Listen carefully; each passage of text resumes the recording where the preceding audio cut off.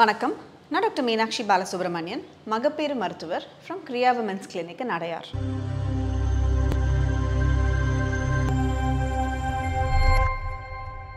பீரியட்ஸ்னாலே pain தான் அப்படிங்கிற மாதிரி எல்லா பெண்கள் மனசுலையும் ஒரு மாதிரி அது பதிஞ்சிருச்சு. எல்லா வலியும் நம்ம பொறுத்து தான் ஆகணுமா?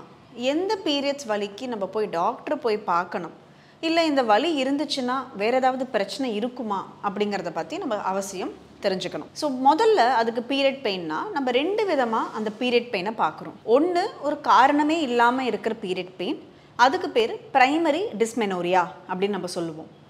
இல்லை வேறு ஒரு காரணம், இல்லை ஸ்ட்ரக்சரலாக ஏதாவது யூட்ரஸ்லையோ நம்மளுக்கு வேறு எதுவும் ப்ராப்ளம்ஸோ இருக்கும் பொழுது அதுக்கு வரத்துக்கு பேர் தான் செகண்டரி டிஸ்மெனோரியா அப்படிங்கிறத நம்ம சொல்லுவோம். ஸோ மெயினாக நம்மளுக்கு இது ரெண்டுத்தையும் டிஃப்ரென்ஷியேட் பண்ணி நம்ம என்ன கேட்டகரியில் இருக்கோம், நம்ம எப்போ போய் டாக்டரை பார்க்கணும் அப்படிங்கிறது நம்மளுக்கு தெரியணும் அவசியமாக. ஸோ இந்த பிரைமரி டிஸ்மெனோரியாங்கிறது நம்மளுக்கு அந்த ஒரு மாதம் கருமுட்டை வளர்ச்சியாகி ஓவரீஸ்லேருந்து எக்கு ரிலீஸ் ஆகிறதுனால நம்மளுக்கு ப்ராஸ்டாக்லாண்டின் அப்படிங்கிற நிறைய சுரபி என்சைம்ஸ்லாம் இருக்கிறதுனால வர ஒரு பீரியட் பெயினாக இருக்கும். ஸோ இந்த பிரைமரி டிஸ்மெனோரியாங்கிறது அந்த ஒரு சின்ன வயசுலேயே ஆரம்பித்து அந்த காலேஜ் போகிற நேரத்துலேருந்தே நம்மளுக்கு மோஸ்ட்டாக இருக்கும். இது நம்மளுக்கு அந்த ஒரு பீரியட் வரத்துக்கு ஜஸ்ட் ஒரு 1 டே முன்னாடியோ இல்லை பீரியடோடையே சேர்ந்து வரக்கூடிய ஒரு பெயினாக இருக்கும். அண்ட் இதுக்கு மெயினாக ஒரு பெயின் கில்லர்ஸோ இல்லை நம்மளுக்கு ஹோம் ரெமிடியோ அந்த மாதிரி ஏதாவது பண்ணோம்னா இதுக்கு ஒரு ரிலீஃப் கிடச்சிடும். அது மட்டும் இல்லாமல் இந்த பெயின் கொஞ்சம் போக போக நாள் ஆக ஆக இது குறையறதுக்கும் நிறையாவே சான்ஸ் இருக்கும். ஸோ இதுவே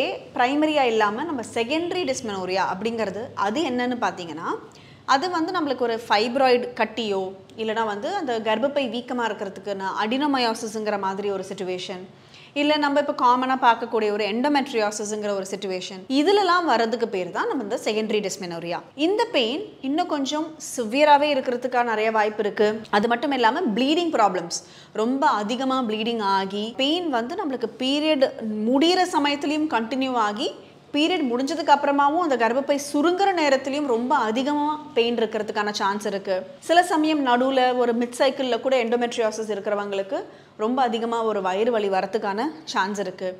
ஸோ இந்த மாதிரியெல்லாம் ஒரு அதிக பீரியட் பெயினாக இருந்தது அப்படின்னா அது என்ன காரணம் அப்படிங்கிறத கண்டுபிடிச்சி அதுக்கு உண்டான ட்ரீட்மெண்ட் எடுத்திங்கன்னா கண்டிப்பாக உங்களுக்கு அந்த ஒரு பெயின்லேருந்து ஒரு ரிலீஃப் கிடைக்கும். ஸோ பீரியட்னாலே பெயின் தான் அப்படிங்கிறத தாண்டி எதனால நம்மளுக்கு பீரியட் பெயின் வருது, நம்ம எந்த பெயினுக்கு டாக்டர் போய் பார்த்து அதுக்கு உண்டான ட்ரீட்மெண்ட் எடுத்து ஒரு ரிலீஃப் நம்மளுக்கு கிடைக்கும் அப்படிங்கிறத புரிஞ்சிக்கிட்டு அதுக்கு ஏற்ற மாதிரி உங்கள் ட்ரீட்மெண்ட்டை நீங்கள் டிசைட் பண்ணிங்கன்னா கண்டிப்பாக உங்களுக்கு பீரியட்ஸ் பொழுது ஒரு ரிலீஃப் கிடைக்கும்.